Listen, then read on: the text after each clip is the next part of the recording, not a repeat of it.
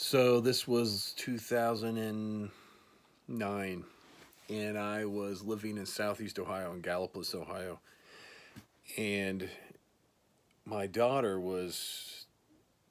she was coming soon. She was going to be a preemie, and my wife was having a lot of trouble with the pregnancy. And so we had to drive all the way to Columbus, Ohio, at Ohio State. And that's where um, my wife was on bed rest, basically in the hospital waiting to deliver. Anyway, while we were waiting, this was in November, right during the start of deer season. So we're waiting on my daughter to be born, and finally, she's born, and she had to spend a while in the NICU. She was very small. She was under 4 pounds, and so, but we were like 2.5 hours from our house, and we needed some stuff.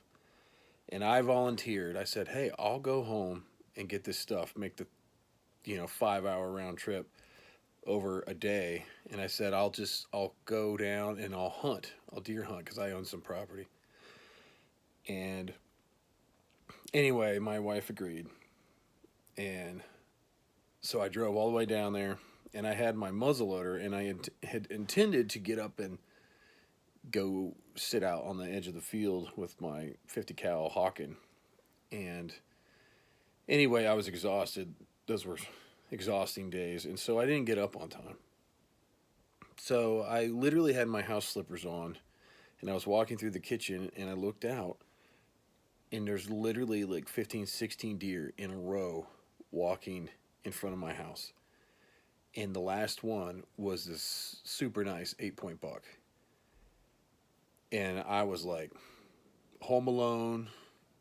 Nobody knew, or cared what I was doing. So I literally opened the window in the kitchen. I'm standing in the kitchen. Put that Hawken up there in my house slippers, mind you. Boom! Drop that deer. The kitchen's full of smoke. I mean, black powder.